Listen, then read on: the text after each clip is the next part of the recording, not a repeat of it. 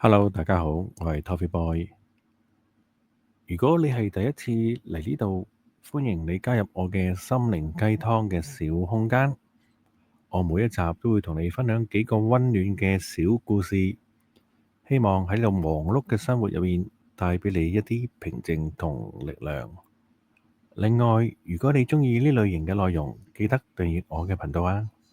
你每一個訂閱真係可以幫到我好多㗎。準備好未呢？今集嘅故事開始啦！故事一：不敢入場的男人。有一個男人跟住股市幾十年，佢每一次都等緊最好嘅時機。見市場跌，佢就驚；見市場升，佢又覺得太貴。幾十年過去，佢嘅朋友已經買咗、升咗、跌咗，再升返。個男人望住自己，一張都冇買過，喺度苦笑。原來我唔係輸畀嘅市場，而係輸嘅係我自己。呢個故事嘅寓意話畀我哋聽：完美時機係永遠唔會出現嘅。你唔敢開始，就永遠唔會贏啊！故事二：日日睇盤嘅年輕人。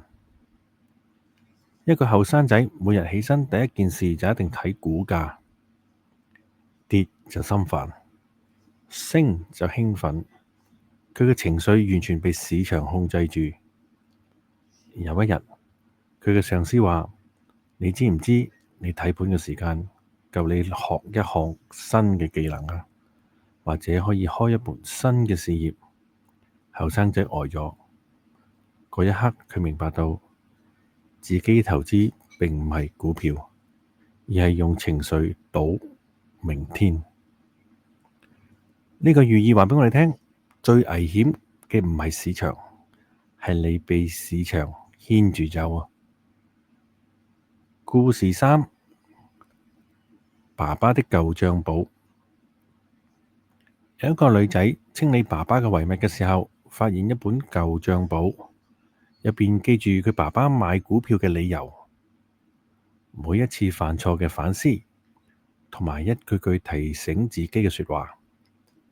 喺最後一頁寫住：市場升跌係市場嘅事，你嘅心態先至係你嘅事。記住，贏要穩，輸要忍。個女仔睇完，第一次覺得爸爸並唔係喺度炒股票，好似喺度學做人嘅。呢個寓意話畀我哋聽：投資最值錢嘅永遠唔係股票，而係心態。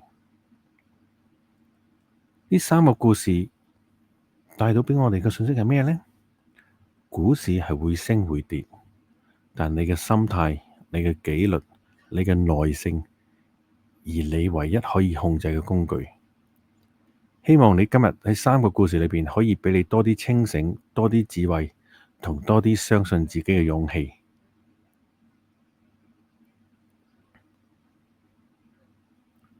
喺最後，希望你鍾意今日嘅故事。